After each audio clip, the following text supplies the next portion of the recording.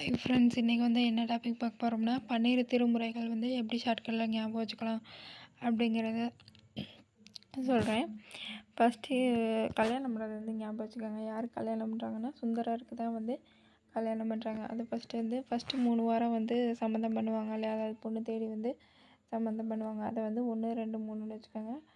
வாரம் 3 வாரம் தொடர்ந்து ஒரு 3 வாரம் வந்து பொண்ணு தேடி வந்து தேடுறதுக்கு வந்து கொஞ்சம் நாள் எடுத்துக்குவாங்க இல்லையா, அதை தான் வந்து தேவாரம்.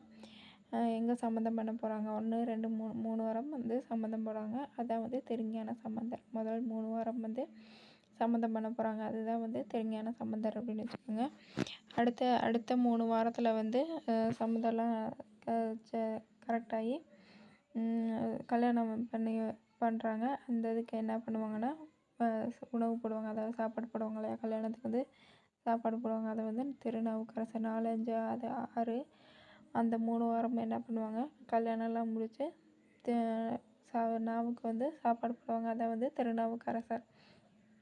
சாப்பாடு போடுறது வந்து நாவுன்னு வச்சுக்கோங்க. நாவுக்கு வந்து நல்லா வந்து சாப்பாடு போடுவாங்க, அதை வந்து திருநாவுக்கரசர்.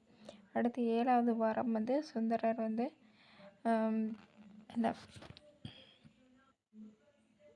சுந்தரர் வந்து கொஞ்சம் ஃப்ரீ ஆகிறார். அதை வந்து 7வது வாரம் வந்து சுந்தரர் கொஞ்சம் ஃப்ரீ ஆகிறாரு. அடுத்து வந்து பைக் எடுத்துகிட்டு போகலான்னு இது பண்ணுறாரு. அது வந்து பைக்கு வந்து ஆனால் வந்து பைக்குக்கு வந்து என்ன பண்ணுவாங்க, 8 போட்டால் தான் வந்து அந்த லைசன்ஸ் தருவாங்க இல்லையா. அதனால் வந்து இதில் 8 போட்டு அந்த லைசன்ஸ் போடுறது வந்து 8 ஞாபகம் வச்சுக்கோங்க. 8வது திருமுறை வந்து வண்டிக்கு பின்னாடி அந்த வாசகம்லாம் எழுதுவாங்க இல்லையா, அதாவது ஒரு அவங்களுக்கு பிடிச்சது அந்த மாதிரி வாசகம் போடுறதா வந்து திருவாசகம். சரிங்களா, திருவாசகம் என்னது, மாணிக்க வாசகர். திருவாசகம் ஏதாவது வந்து ஒரு வாசகம் போடுவாங்க அந்த வண்டிக்கு பின்னாடி. புதுசாக ஏதாவது ஒரு வண்டி வாங்கினா வந்து நம்ம ஏதாவது ஒரு நம்மளுக்கு பிடிச்சது ஏதாவது எழுதுவாங்களாம்.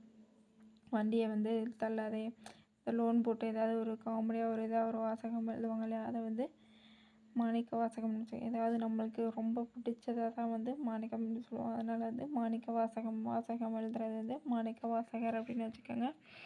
அடுத்து வந்து கல்யாணமெல்லாம் முடிச்சாச்சு. அடுத்து வண்டி வாங்கியாச்சு.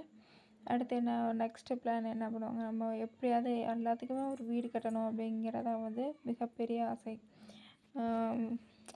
பிறந்துட்டோம்னா நம்மளுக்கு கண்டிப்பாக ஒரு வீடு, சொந்த வீடு இருந்தாகணுங்கிறது வந்து எல்லாத்துக்குமே ஆசை. அதை வந்து ஞாபகம் வச்சுக்கோங்க. 9வது திருமுறை வந்து விசை அப்படின்னா வேலைன்னு சொல்லுவாங்க இல்லையா. நம்ம வேலை செஞ்சால் தான் வந்து மாளிகை மாதிரி ஒரு வீடை கட்ட முடியும். வந்து ஞாபகம் வச்சுக்கோங்க. 9வது வந்து திருவிசைப்பா, திருமாளிகை தேவர். நம்ம விசை, அதாவது ஏதாவது ஒரு கஷ்டப்பட்டு வேலை செஞ்சால் தான் வந்து அதுக்காண்டி காசு ரெடி பண்ணி வந்து மாளிகைக்கு வந்து கட்ட முடியும். அதாவது ஞாபகம் வச்சுக்கோங்க. 9வது திருமுறை வந்து திருவிசைப்பா, திருமாளிகை தேவர் 9 பேர் சேர்ந்து கட்டுறாங்க. இது வந்து ஞாபகம் வச்சுக்கோங்க. அடுத்து வந்து எப்படியோ கஷ்டப்பட்டு வந்து ஒரு வீடை கட்டி முடிச்சாச்சு. அடுத்து என்ன பண்ணுவாங்க, அந்த வீடுக்கு அந்த பால் காய்ச்சறதுக்கு வந்து செய்வாங்க. அதுக்கு என்ன பண்ணுவாங்க, மந்திரம் தான் சொல்லுவாங்க. வீடு பால் காய்ச்சறப்ப வந்து 10 பேர் சேர்ந்து மந்திரம் பண்ணுவாங்க. ஆனால் அந்த 10 பேர்த்துக்கு வந்து முழுசாக வந்து மந்திரம் தெரியாது. ஒரு ஆள் வந்து இடையில வந்து ஜஸ்ட்டு மிஸ் பண்ணுவாங்க இல்லையா, அதை வந்து திருமூலர். மந்திரம் தெரியலைன்னா அப்படின்னா வந்து திருமூலர் முழிச்சுக்கிட்டே இருப்பாங்க இல்லையா, திருன்னு முழிப்பாங்க. அதை வந்து திருமூலர்னு வச்சுக்கோங்க. 10 பேர் சேர்ந்து மந்திரம் சொல்கிறாங்க. ஒருத்தர் வந்து திருமூலர் முழிச்சுக்கிட்டே இருக்காங்க. அதை வந்து ஞாபகம் வச்சுக்கோங்க. நெக்ஸ்ட் வந்து 11ஆம் திருமுறை வந்து 12 பேர் எழுதியிருப்பாங்க. இது வந்து ஈஸியாக ஞாபகம். 10க்கு எடுத்து 11, 11ஆம் திருமுறை வந்து 12 பேர் எழுதியிருப்பாங்க. அது ஞாபகம் வச்சுக்கோங்க. அடுத்து 12ஆம் திருமுறை வந்து திருத்தொண்டர் புராணம். அதுக்கு அடுத்து எப்படியாவது நம்ம என்ன பண்ணிடுவோம், ஒரு வீட்டை கட்டி முடிச்சாச்சு, எல்லாமே பண்ணியாச்சு. ஆனால் அதுக்கு லோன் கட்டணும் இல்லையா. டெய்லி வந்து புராணம், அதாவது புலம்பிக்கிட்டே இருப்போம், எப்படி தான் நம்ம லோன் கட்டுறது, கஷ்டமாக இருக்கே அப்படி இப்படின்னு புலம்பிக்கிட்டே இருப்போம். அதாவது வீட்டில் இருக்கவங்களாம் என்ன பண்ணுவாங்க, அதை வந்து கிழவரன்னு வச்சுக்கோங்க. வீட்டில் இருக்கவங்க வந்து நம்மளுக்கு வந்து அட்வைஸ் பண்ணுவாங்க. அதாவது ஞாபகம் வச்சுக்கோங்க. இப்போ சேக்கிழார், கிழவர் வந்து அட்வைஸ் பண்ணுறது வந்து சேக்கிழார். திரும்பவும் சொல்கிறேன். ஃபஸ்ட்டு 3 வாரம் வந்து பொண்ணு பார்க்க போகிறோம். அதான் வந்து 1, 2, 3 முன்னூல் பேர் வந்து தேவாரம். சம்மந்தம் பண்ணுறது வந்து திருஞான சம்பந்தம்.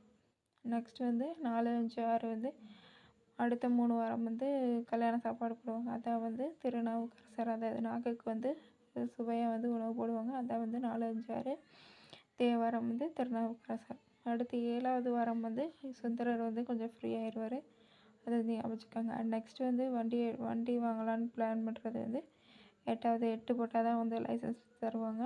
அதை வந்து ஞாபகம் வச்சுக்கோங்க. இப்போ நம்ம வண்டி வாங்கிட்டோம்னா வண்டிக்கு பின்னாடி வந்து ஏதாவது ஒரு வாசகம் அல்லது ஏதோ ஒரு பேரை வந்து எழுதுவோம். அதை வந்து ரொம்ப மாணிக்கமாக, அதாவது பத்திரமா வச்சுக்கிற மாதிரி இருக்கும். மாணிக்கம்னா வந்து ரொம்பவே பத்திரமா வச்சுக்கிறதுன்னு சொல்லுவாங்களே, அதை வந்து ஞாபகம் வச்சுக்கோங்க. அப்போ அந்த 8வது திருவாசகம் மாணிக்க வாசகர்.